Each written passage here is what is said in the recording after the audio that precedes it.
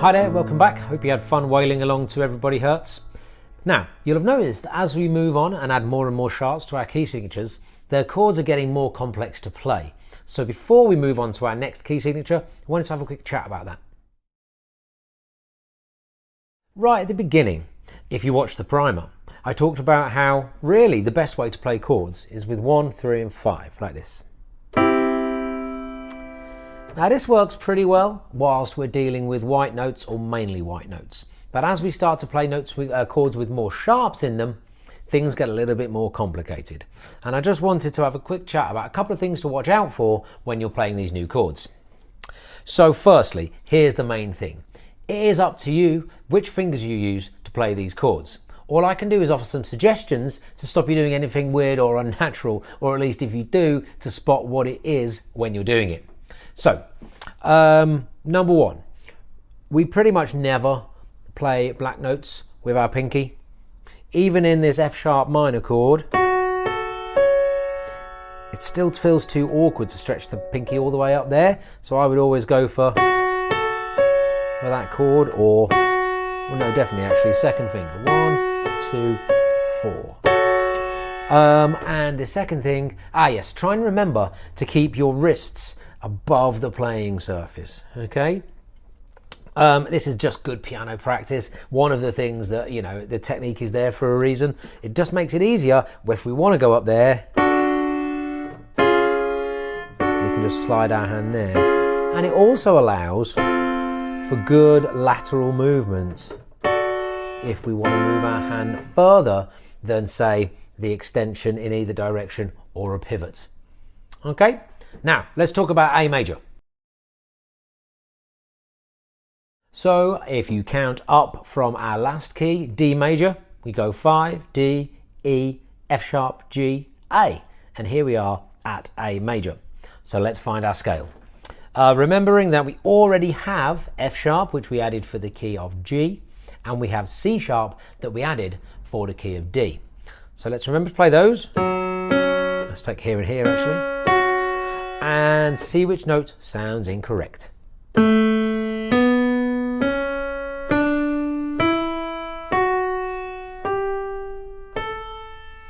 There it is. It's this one again, isn't it? Now the sharp amongst you will have noticed by now that we seem to be always adding the 7th note in the scale as a sharp, and that is good information to store. Okay, it is always the 7th, allows for this, which is a more natural sounding interval at the end of the scale. And in this case, that's our G sharp. So we're going to add that to F and to C, and we now have our 3 sharps. C sharp, F sharp, G sharp, A.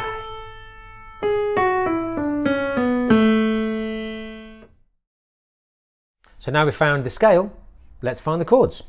Chord number 1, A major. Regular appearer now. Chord number 2, B minor, 3rd appearance I think.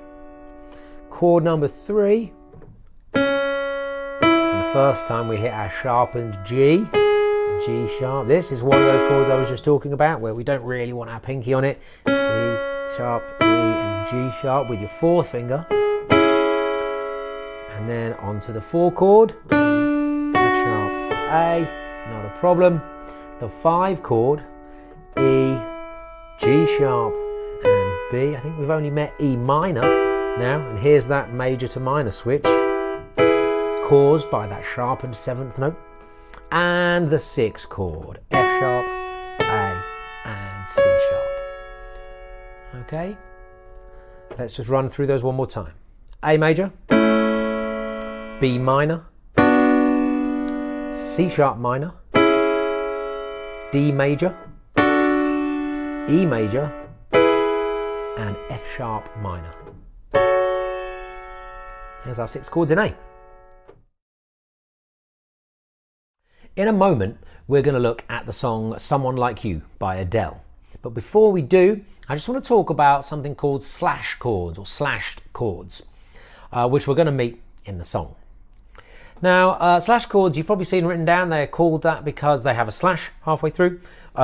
Sometimes also referred to as, rather than C/G, you might hear C over G, which if you vision that as a fraction is how you would describe that. And actually, that might make more sense.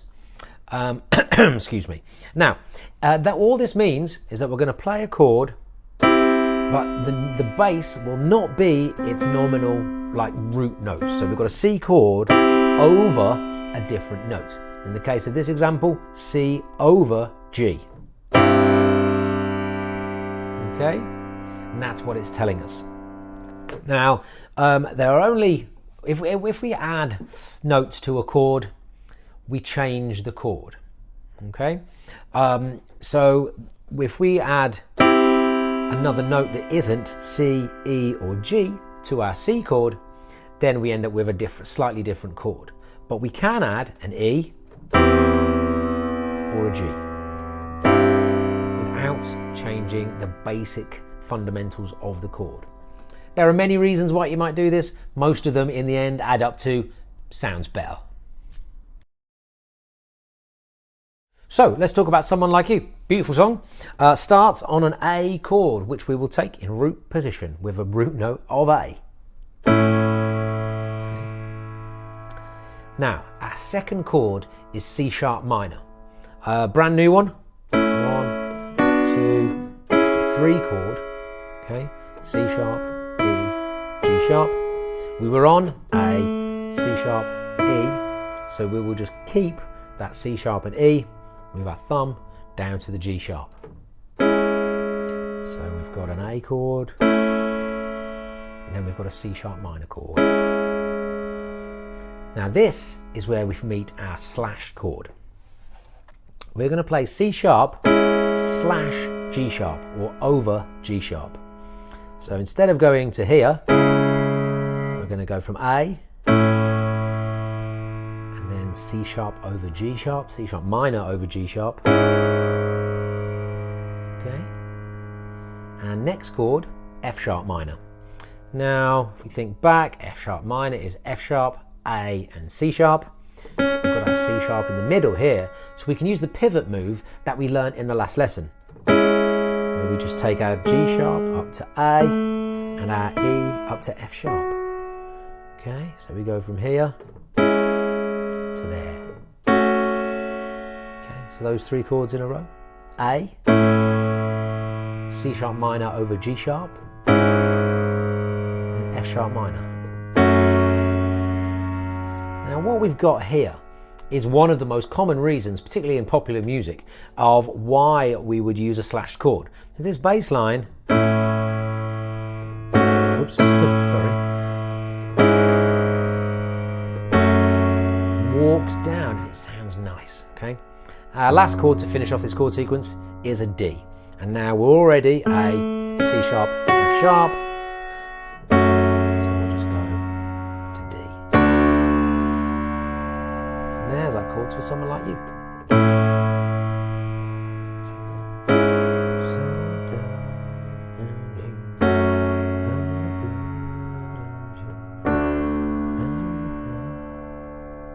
No, Adele.